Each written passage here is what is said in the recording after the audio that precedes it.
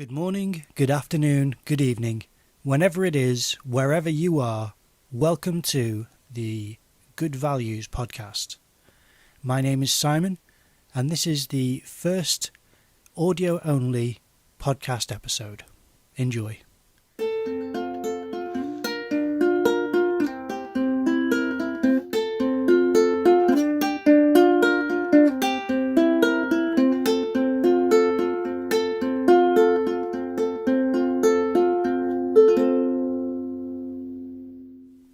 Okay, so welcome to the episode.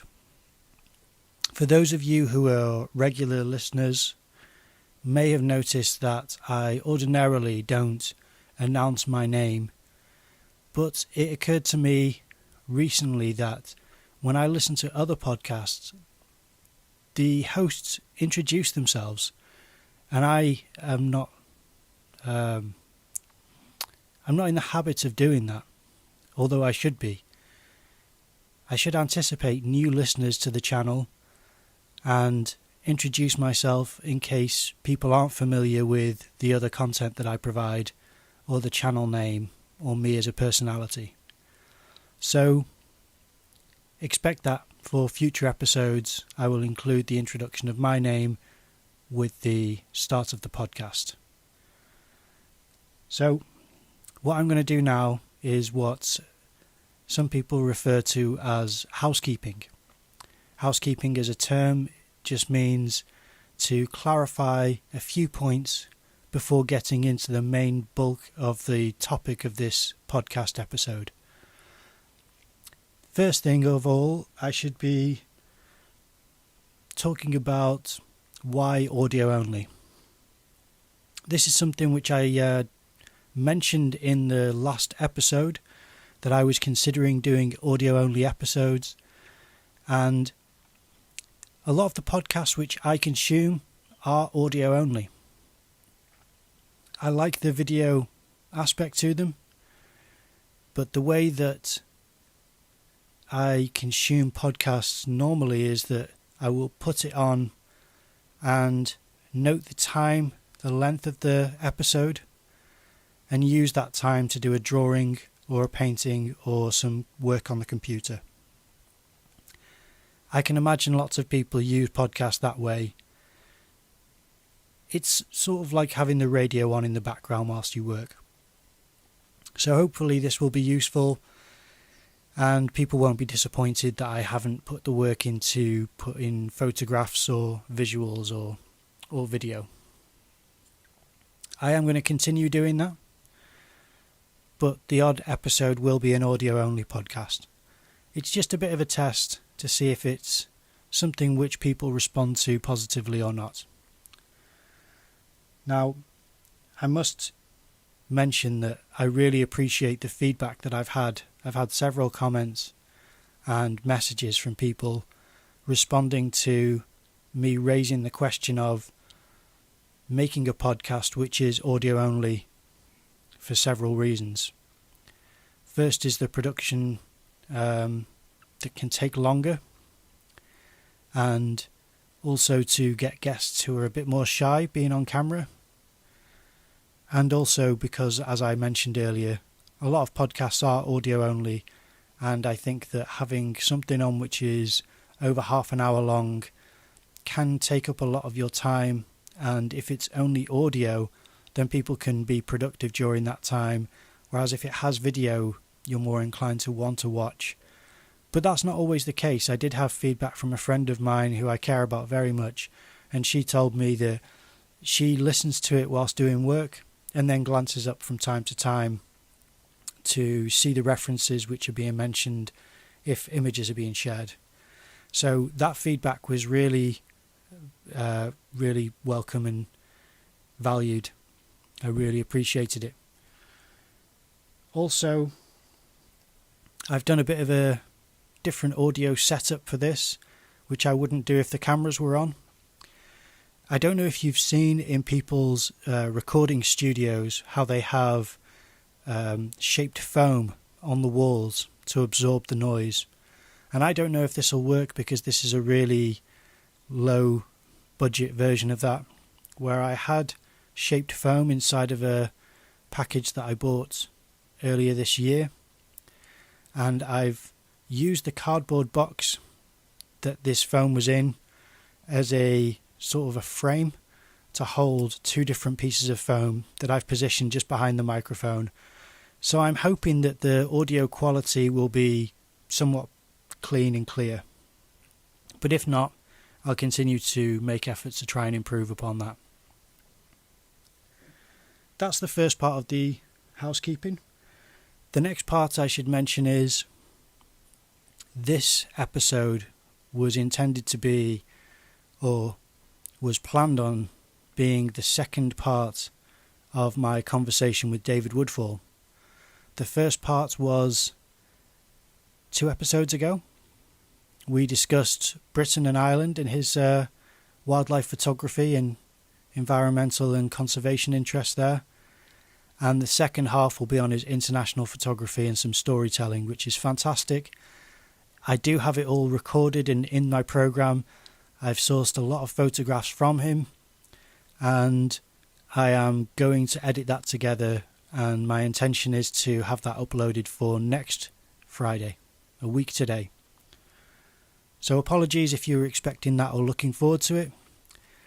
I have spoken to David and told him that there's the possibility that it will be next week as opposed to this week, and he's very understanding and supportive. I really appreciate how generous he is with his time and considerations. The next part of the housekeeping, I have 2 more points. I've bought a new camera. With the help of a friend who recommended a specific camera that's not overly expensive and is still very high quality and built for my purposes that I need it for. I purchased it a few days ago. It arrived yesterday and I haven't unboxed it yet. This is because I've been working on another project, a collaboration with an artist who I'm going to be sharing our work next year, I believe. I'm going to start doing a vlog. I don't know if it's a daily vlog. It just has to be regular uploads. I had to Google vlog in case vlogging meant daily, and thankfully it just meant regular updates and uploads. And it will be very regular, but I'm going to try and capitalize on the landscape to provide a good visual storytelling aspect to the vlog. That's my intention. I have not tried it yet, so let's see how that works out.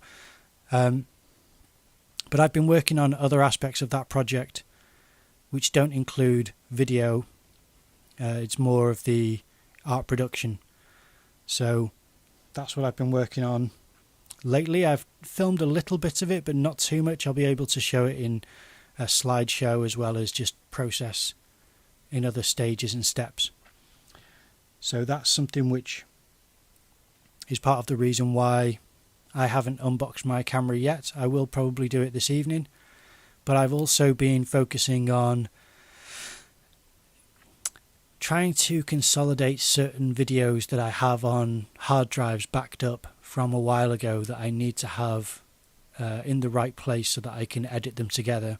That was taking up some time yesterday, and then another small portion of time aside from that, because it takes a while, just to add on to the footage that I was discussing is being put in the right place. It takes a while to locate and transfer those files to my new computer because they're on my old computer, which I don't connect to the internet because the operating system's out of date and I'm not updating it, so it stays offline. And I transfer those files onto my mobile, and then from my mobile over we transfer to my new computer. So it takes quite a while because it was, I don't know, probably 50 or so videos. And the other thing that took my time yesterday away from unboxing was making music, which I didn't actually make the music, but I'm sourcing samples. So this is the last point of the housekeeping, so I may as well transition onto this. the music production I discussed in the last episode is something which I'm wrestling with, the concept of making the music from the sample patches provided with the software that I use. Whereas I used to source samples from other places and incorporate those into the software with the sample patches to create a fuller sound.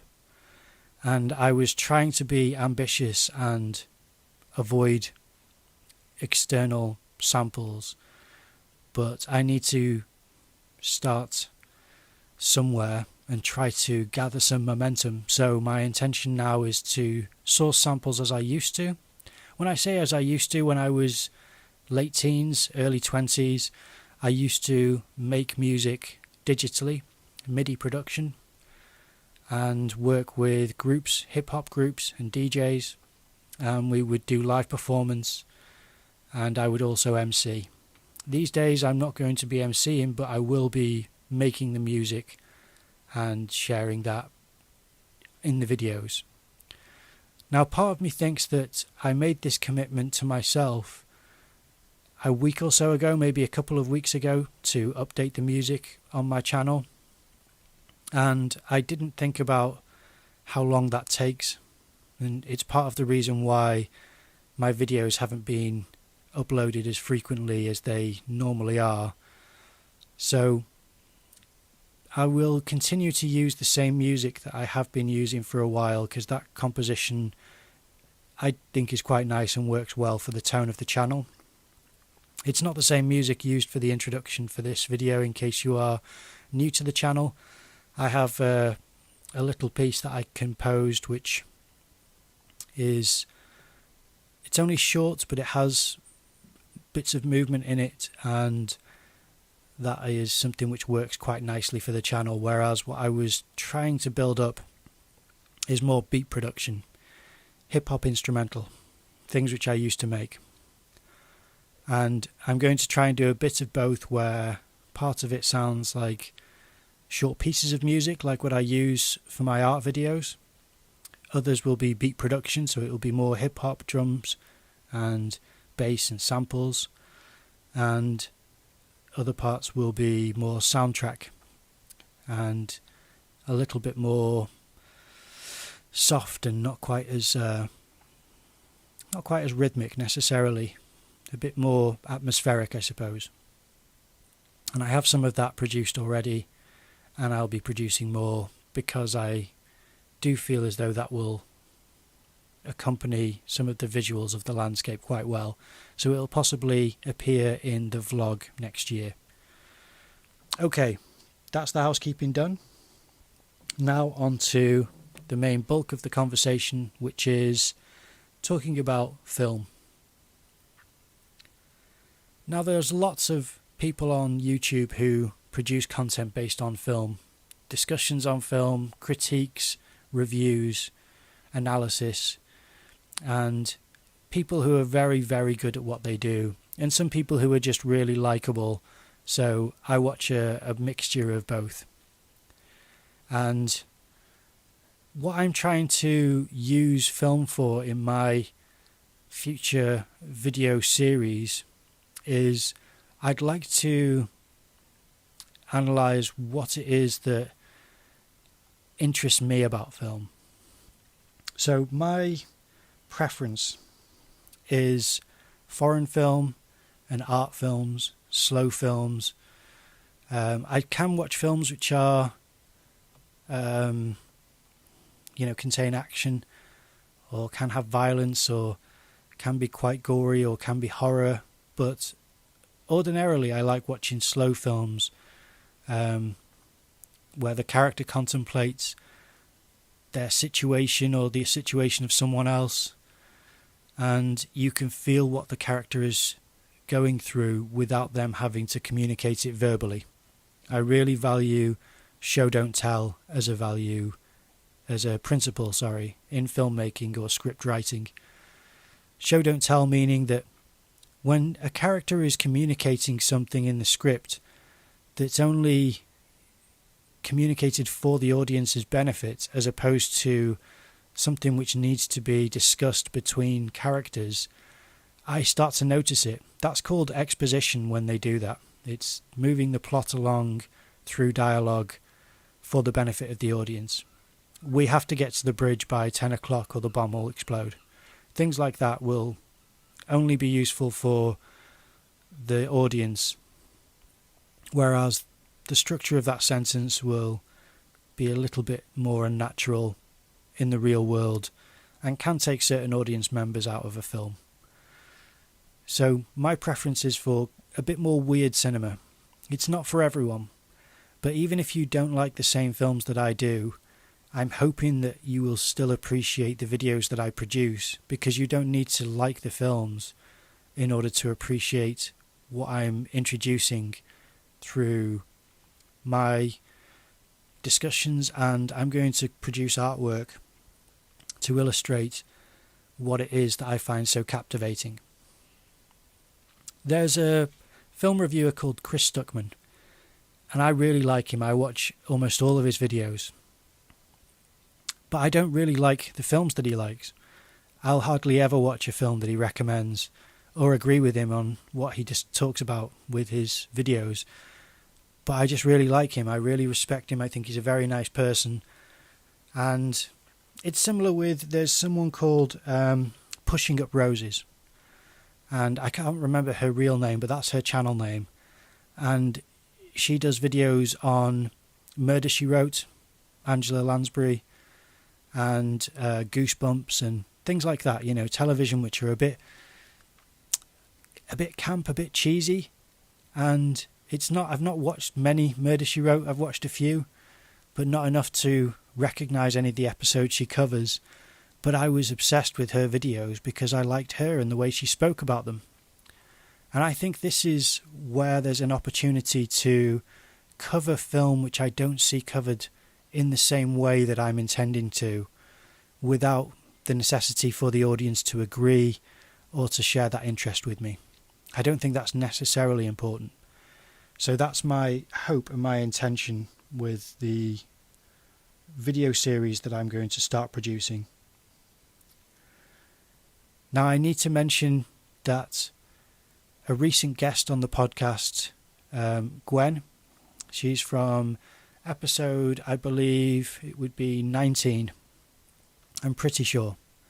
I'll put a link either in the description or at this timestamp now, so that you can watch it in case you haven't. She very kindly gifted me a 3-month subscription to Mubi, M-U-B-I. This video is not sponsored by Mubi. I hope in the future to be sponsored by them, because I am very seriously considering buying a subscription myself, because I love that platform. It's filled with the type of cinema that I love, and it was so kind of her to gift that to me, and it was because we had a shared interest in the strange and unusual type of film that you don't often come across except for on late night showings on BBC Two or Channel 4 in the UK. I don't know what it is on television platforms in other countries. I haven't had a television for about a decade, so I don't know what's going on television these days. The point being, if you're in the UK, you know what type of film I mean. You find, you know, the Japanese films late at night on Channel 4 or BBC Two, or some kind of British cinema that you just don't come across on the big platforms at the prime time slots.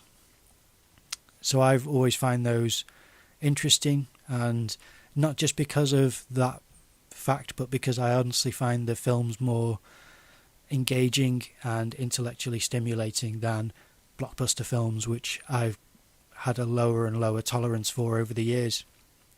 It's just my preference that's developed. It's just a difference of opinion. Now, saying that, I also want to discuss how the production aspect of these videos that I'm planning on making will be something which is a bit more challenging.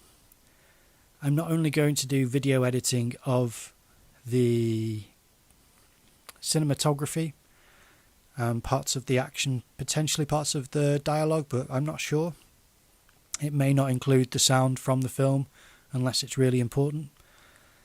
A lot of it is to do with the camera work and the blocking, which is where the characters stand, and I think you call where the scene is, how the scene is decorated, it's called mise en scène, I believe, which is how you fill the screen with furniture or objects, or how you make the environment dressed up in a certain way. So I'm going to be doing that part where I edit the footage that I'm discussing. I'm also going to be producing some art which will not be necessarily the same type which I've been doing in any of my other videos.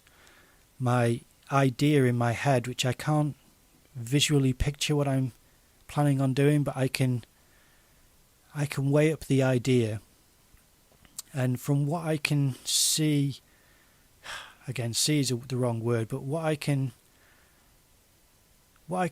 conceive of is that it will be a line work drawing and maybe a series of illustrations or diagrams with a single line weight and a line of action and arrows in different colours, things like that, maybe some computer graphics. That's my thought process at the moment, is to produce something which is going to be hopefully quite informative, and it may be not quite as accurate as I intend it to be, but I will try as best I can to make the content be true, as well as filled with entertainment and visual cues to represent what I'm actually trying to say. So that might take a little bit longer, and it's part of the reason why I'm holding back making the video, because I do think that if I just start charging ahead now, making the video without really thinking about the different aspects that I want to be included in this series, it might not turn out as well from the start. And I'm trying to introduce a standard from the first episode to, say, the 20th or 30th episode, however many episodes I do of this series. Either way, I'm looking forward to doing it. I have a television series that I'm starting with, but there is definitely some film that I will introduce as well. And then the conversation surrounding cinema will be interesting to see how that works, because in truth, I don't necessarily share the view of more power to you. That's an expression that I hear for people who completely disagree with others about film or television, and they'll say, hey, if you enjoy it, more power to you. And I always think, no, let's try to stop this lowbrow entertainment. I think it's dulling down the populace. It's dumbing down the populace, I should say. It's duller entertainment and dialogue, and it has an effect on people. Now, this isn't necessarily scientific. This is just my concept. It's not even a hypothesis. It's just an idea that I've had, so it might be completely false, but I do feel as though trashy television programs and bad filmmaking and really awful script writing and bad character development affect the viewers, the audience. They are influenced by this. Art imitates life, life imitates art. It's written into this repetitive, influential mirroring which occurs between the audience and the production. And I honestly believe that there has been a degradation in societal and community values due to this downward slope of quality. Again, if I'm being completely pompous, then I apologise when I'm proved wrong. I apologise if it seems offensive that I'm saying, if you like a film that I think is absolute rubbish, then I honestly think you're wrong. I know it's not a popular thing to say, but I've seen certain films which I think offer no value. I might name them in the future. There are some where I'm just absolutely gobsmacked. I'll tell you, okay, as an example, because I've watched one recently. I watched Godfather 1, Godfather 2 and Godfather 3 recently. And everyone knows the reputation of Godfather 3 is that it's not a good film. My memory of the film was, I didn't mind Sofia Coppola. I thought, she was as good as anyone else in the film. And my memory was that the attack during the parade was a copy, I suppose, of the parade in the second film, except the third film it didn't make sense because logistically it was far too complicated and chaotic in order to be a plan. It didn't really make sense with the different elements of what occurred during that parade in the third film. And otherwise I just thought it didn't really have the charm and the charisma of the other two films.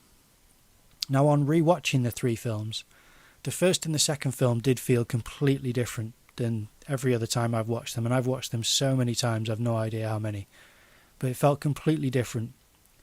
I felt as though I could see them a lot more clearly this time. I understood the names, the families, the motivations. I could see little bits of problems here and there with the first two, which I could never see before. I always thought they were completely immaculate, and this time I thought, oh, that's actually a little bit off. Absolute magic though, making the first film, especially if you know the struggle that Francis Ford Coppola had making the first film.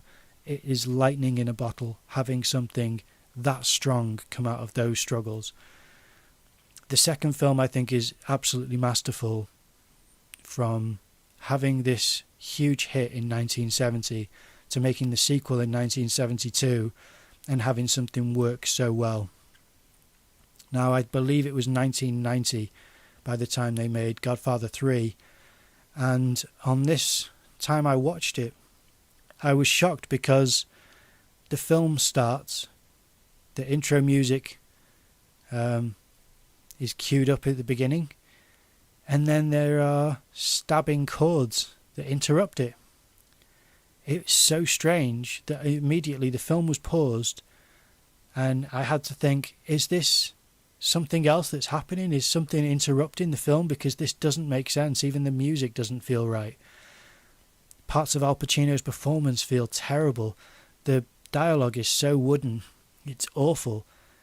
There is a character, because in the first film there is a character called Tom Hagen, who's the consigliere for Vito Corleone, and because Tom Hagen, played by Robert Duvall, didn't feature in the third film as they wouldn't agree to his terms for the contract, they instead had his wife, who they called Mother Teresa Hagen. Now, you may not object to that, but I think, what are we talking about? What is happening here? This is a soap opera. This is insane. It doesn't feel like a Godfather film at all. It feels like satire. And then they have his son called Anthony Hagen. And they have Andy Garcia playing Vincent. I can't remember the surname now, but he ends up being Vincent Corleone, spoiler alert. And he plays the son of Santino, who died in the first film. Again, spoiler alert, I apologise, but Andy Garcia doesn't belong in the film. Neither do most of the other actors who aren't. I mean, no one does. Even Al Pacino's makeup in the first part of the film is awful. It looks like he's been dusted with flour. And then later in the film, when he's had a diabetic stroke, he looks younger afterwards. The things that happen in it don't make sense logistically. A lot of things. where they have rules and principles, and then when those are violated openly without any reason for it, any kind of transition or difference, they just don't seem to pay attention to that. I have no idea how it can go so off the rails. It's madness. So that's a film which, if people say, actually, this scene was really good, I just say, well, you are wrong. I'm sorry, it's not a difference of opinion. That is incorrect. I can show you demonstrably why it's not a good scene. That's my honest belief. I honestly believe that there is a right and a wrong for good and bad filmmaking, and that could be incorrect. And if it is, then I will learn that and I will retract it and apologise. But for the time being, I am adamant that that is demonstrable. You can show the quality of the first and second film, and you can show the absolute lack of effort and skill in the third film. It's well known, it's not controversial, but I did Google the reviews, the Google reviews after watching the film, and its defenders are mind-boggling. It's like defenders of certain political views, where it's just completely unreasonable. Anyway, that's what I mean. That's part of the discussion. So, moving on, as I said, there are lots and lots of people who make videos about film and about cinema. Some are really good, really highly skilled, and you can see why they are so successful.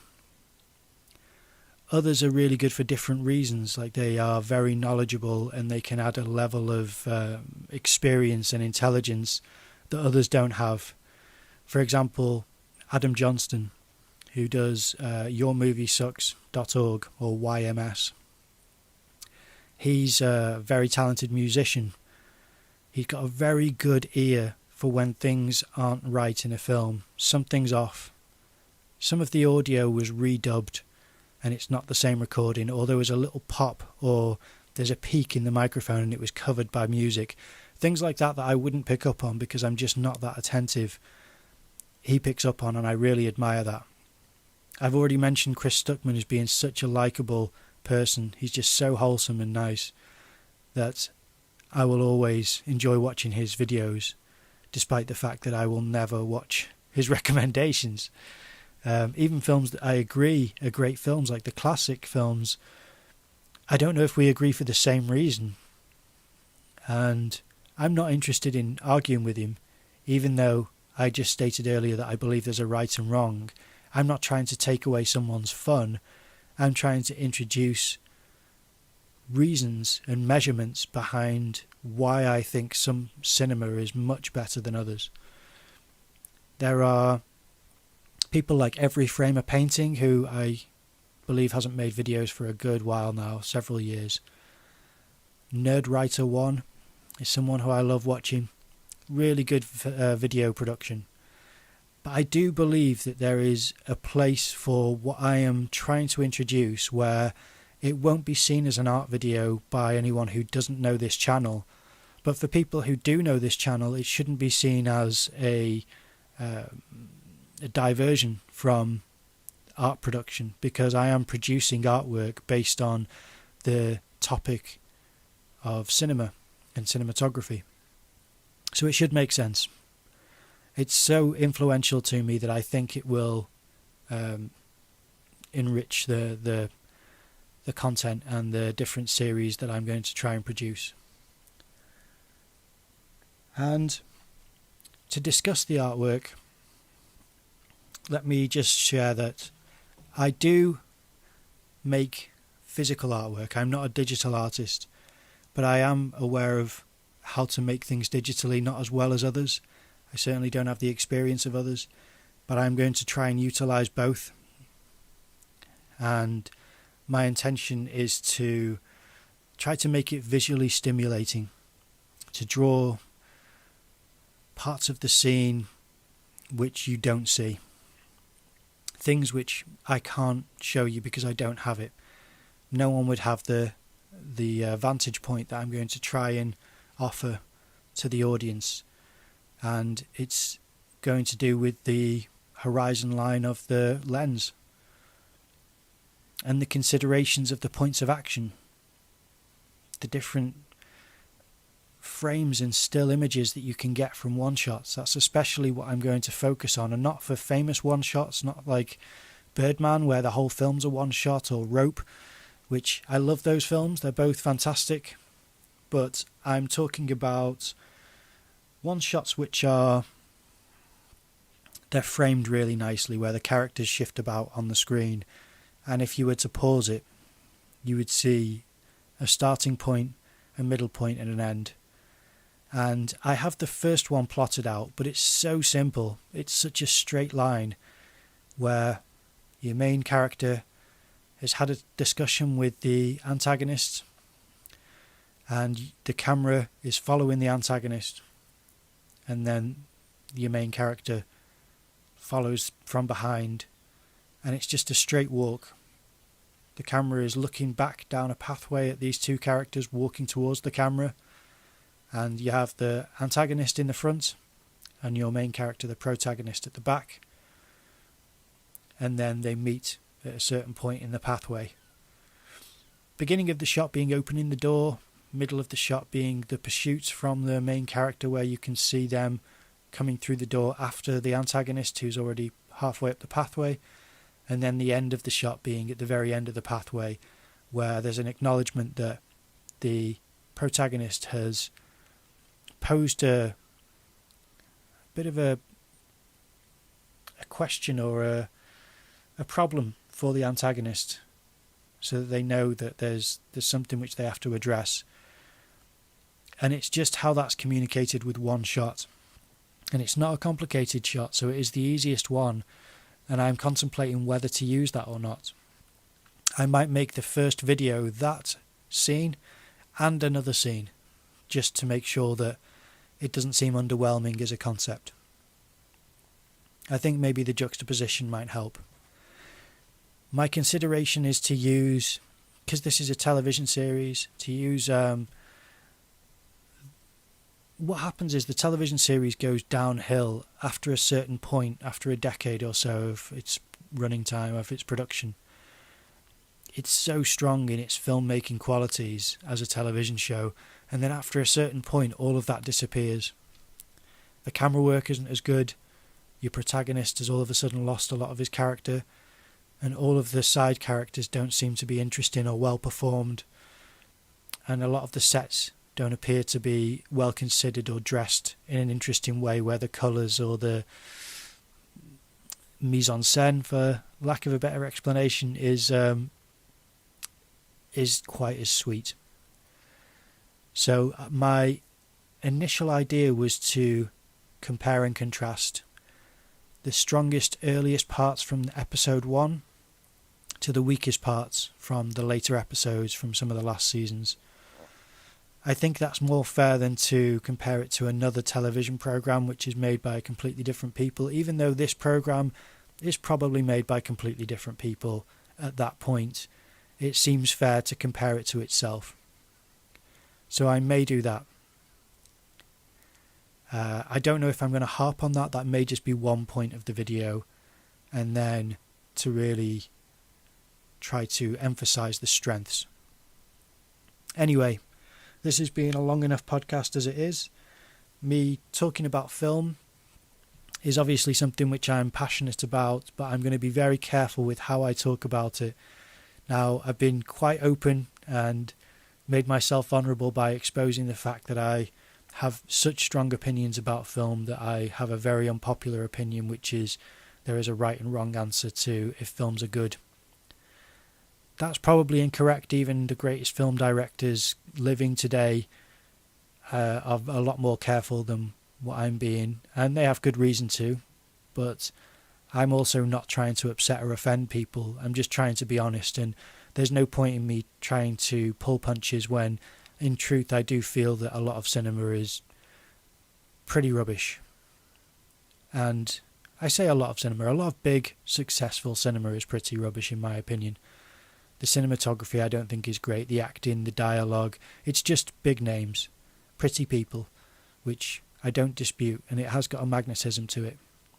But I don't find value in that. So that's why I'm trying to introduce things which I think are a lot more entertaining and artistic.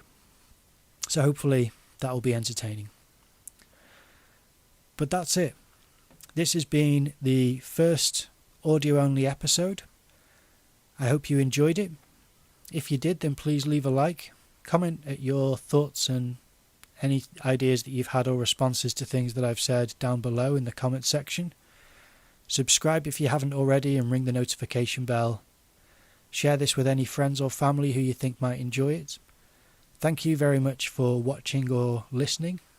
I hope you've had a productive work session if that's how you've used this episode. And I will see you in the next episode.